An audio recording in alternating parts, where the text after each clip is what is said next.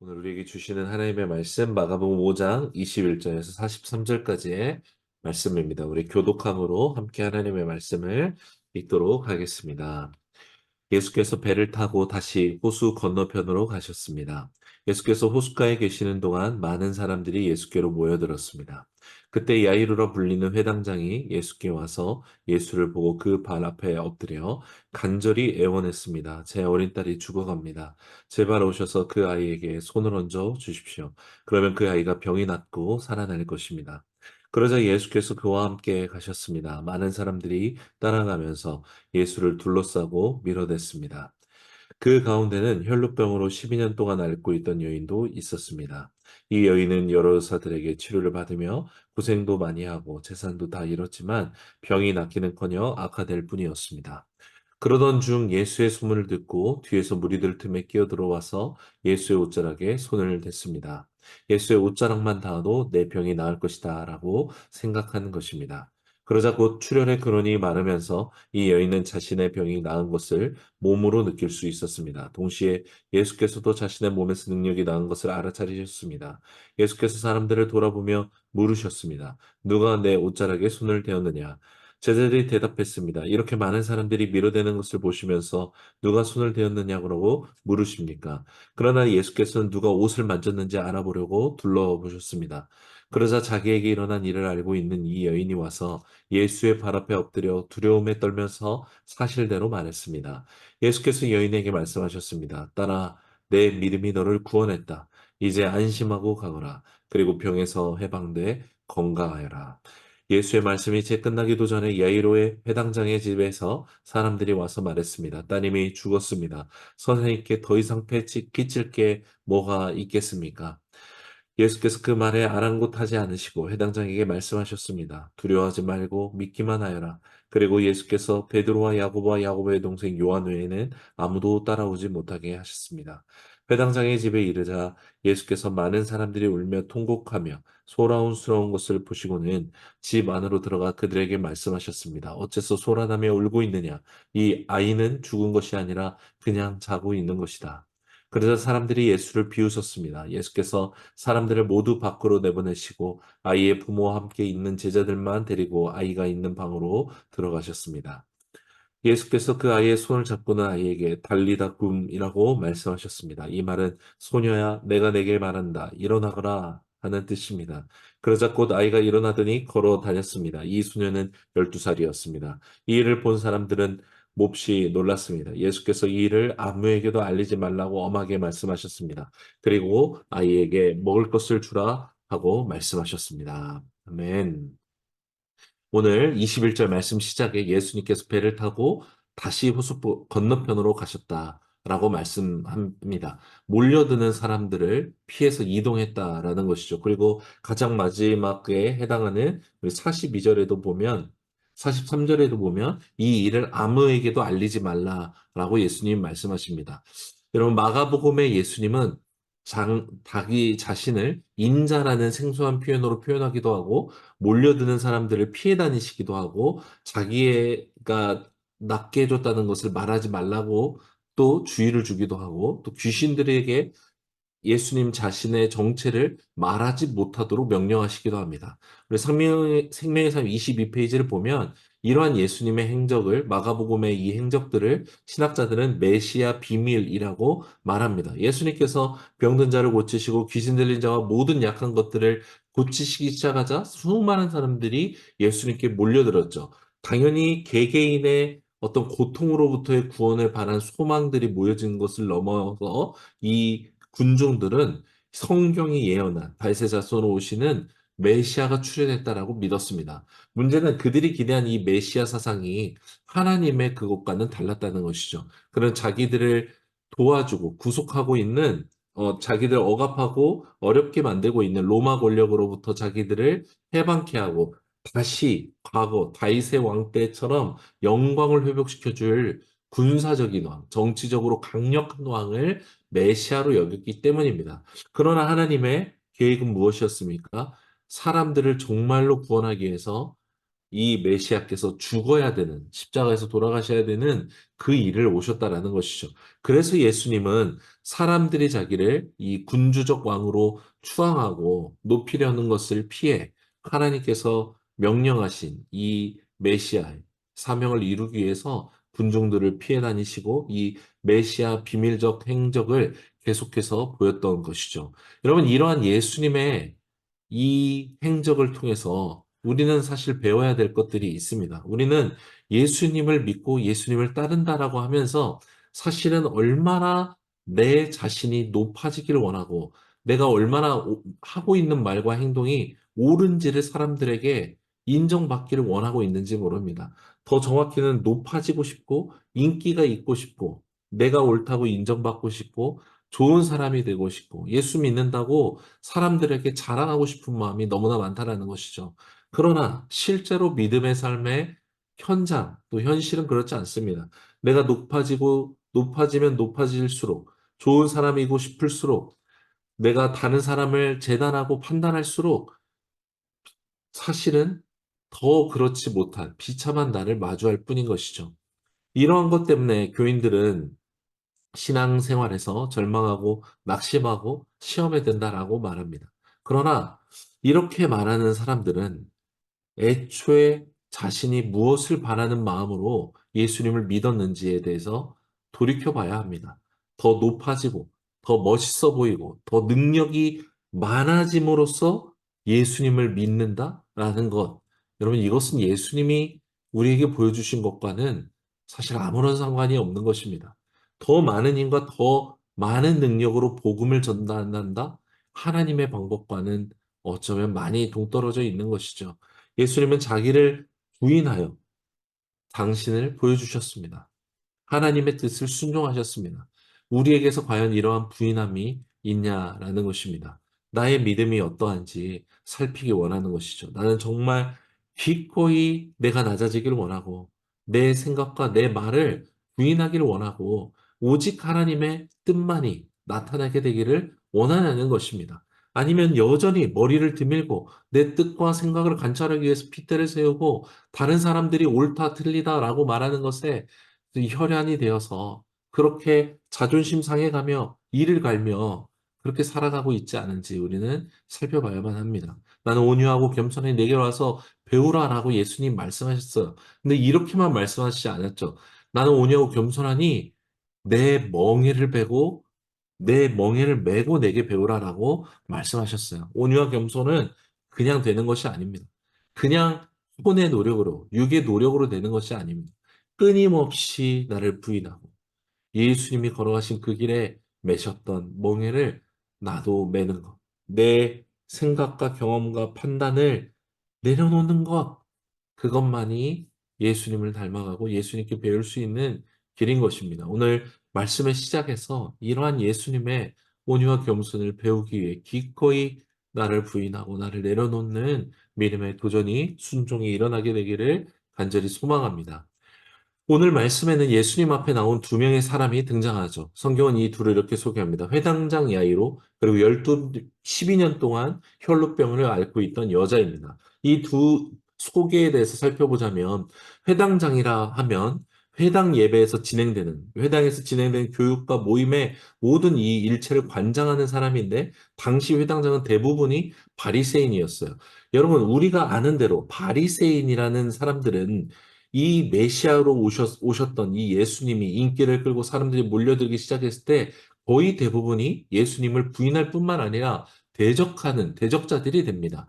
여러분, 쉽게 말해서 예수님을 대적하고 경계하기 쉬운 지식과 경험과 위치에 있던 사람이 바로 회당장이라는 사람이고 이 이 회당장이라는 사람들은 결국 자기들을 위협할 존재로 여기 수밖에 없는 위치에 있었다라는 것입니다. 그런데 오늘 회당장 야이로는 예수님께 어떻게 나아갔다라고 성경이 말씀합니까? 22, 23절. 그때 야이로라 불린 회당장이 예수께 와서 예수를 보고 그 발 앞에 엎드려 간절히 애원했습니다.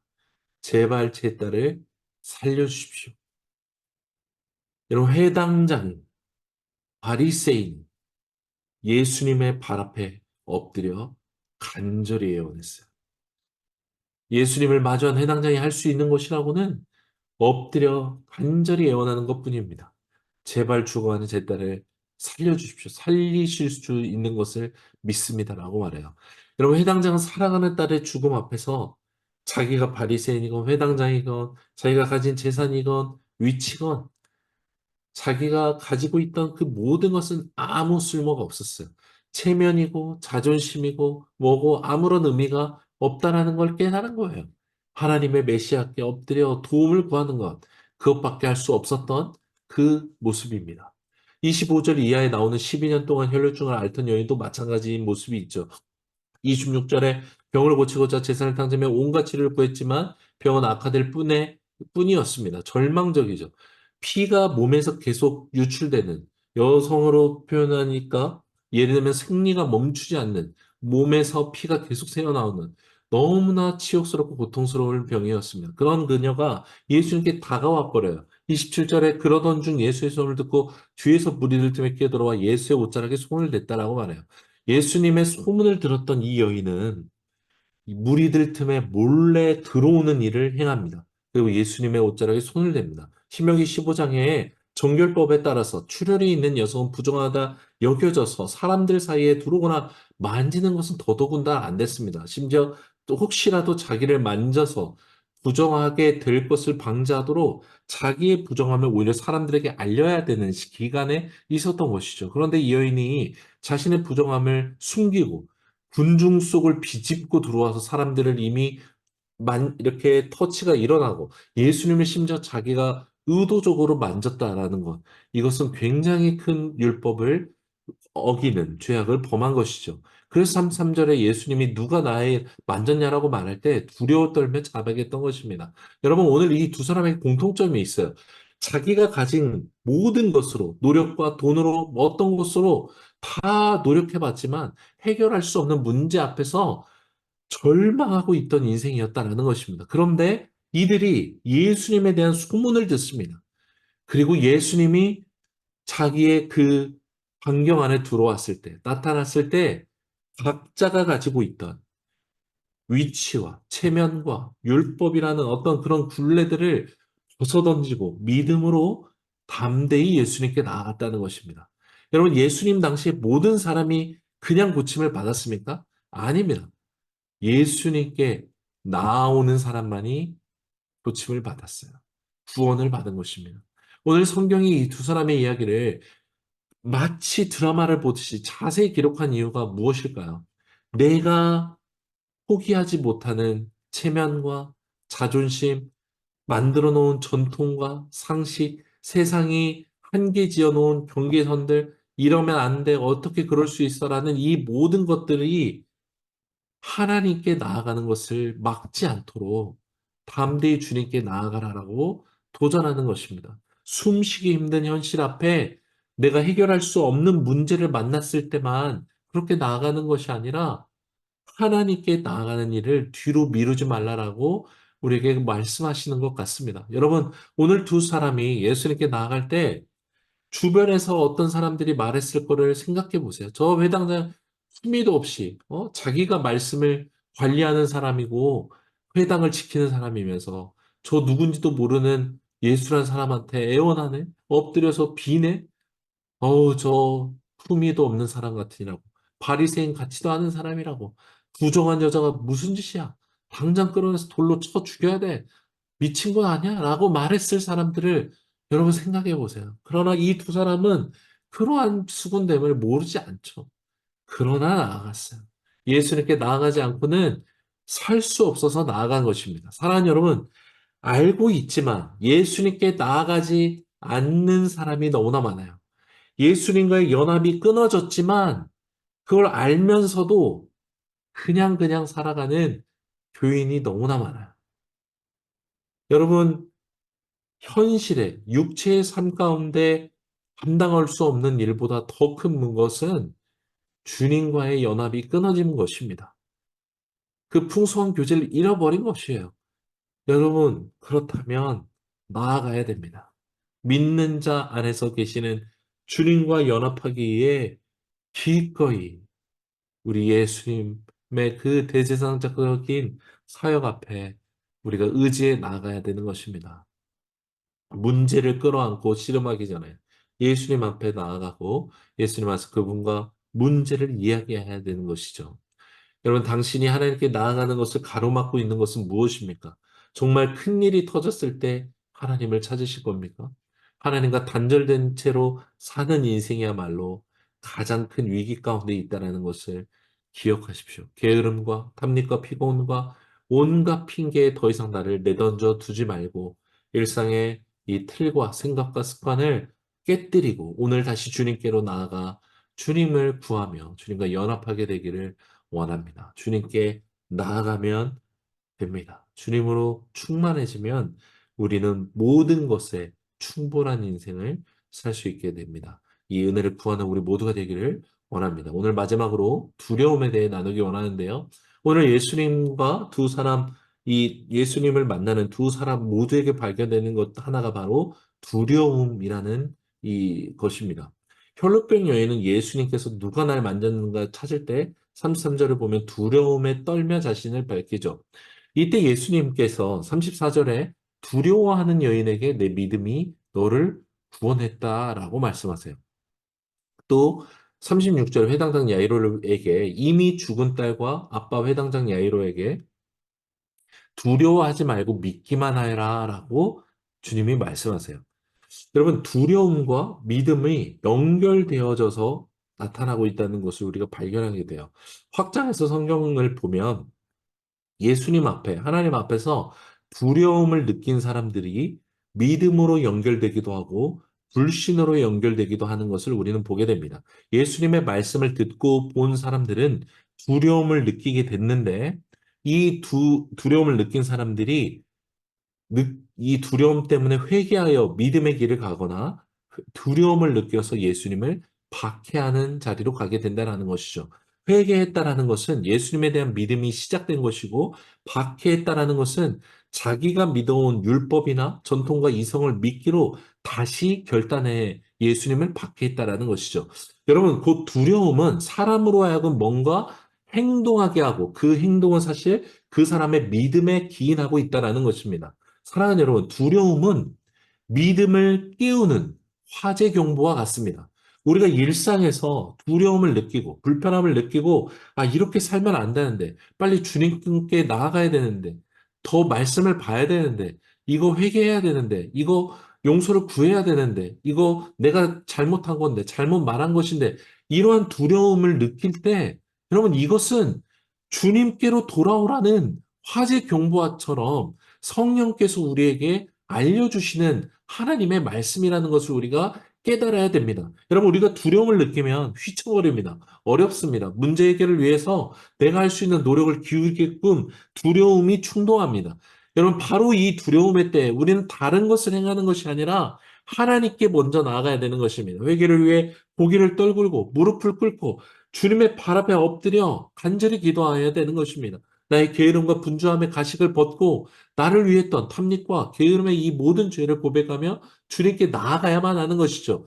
그리스도인이 느끼는 두려움은 환경으로부터 오는 것이기도 하지만 그 모든 것 가운데 핵심은 우리 안에 계시는 하나님의 영, 성령님께서 우리에게 보내주고 계시는 경고 알람이라는 것입니다. 돌아오라고, 회개해야만 한다고, 다시 주님과 연합해 평강 안에 거하라고 주님께서 우리를 깨우시는 경고음이라는 것입니다. 사랑하는 여러분, 사람의 두려움은 하나님의 부재에서 시작되었습니다. 하나님이 계신 곳에 자유함이 있다라고 말씀했어요. 여러분 평안을 누리고 계십니까? 두려움 가운데 거하십니까? 하나님을 소유하십시오. 이미 주님은 우리 안에 거하시기로 약속하셨고 떠나지 않으십니다. 회개하여 그분과의 충만한 교제를 회복하십시오. 그래야만 살 수 있습니다. 부부가 여러분 아침에 저녁에 싸우면요. 다음날 출근할 때 얼마나 하루 종일 마음이 불편한지 모릅니다. 이미 하나가 된 존재이기 때문에 그래요. 우리도 마찬가지입니다. 우리는 예수 그리스도를 믿음으로 주님과 하나 된 자들입니다. 우리가 그 하나됨을 깨뜨리는 죄와 연약한 가운데 거할 때 우리는 불편할 수밖에 없는 것입니다. 성령께서 하나 되라고 다시 우리를 두려움 가운데 불러주실 때 얼른 이 화재 경보를 끄기에 움직이는 것처럼 주님께 달려나가서 우리의 약함을 고백하고 주님과의 하나됨을 회복하여 평강 가운데 거하게 되는 우리 모두가 되기를 간절히 소망합니다. 주님은 우리의 두려움이 믿음으로 연결되기를 원하시기에 오늘 회당장 이 야이로에게 말한 것처럼 두려워하지 말고 믿기만 해라 라고 말씀해 주십니다. 오늘 두려움의 자리를 털고 일어나 담대히 주님께 나아가는 우리 모두가 되기를 간절히 기도합니다.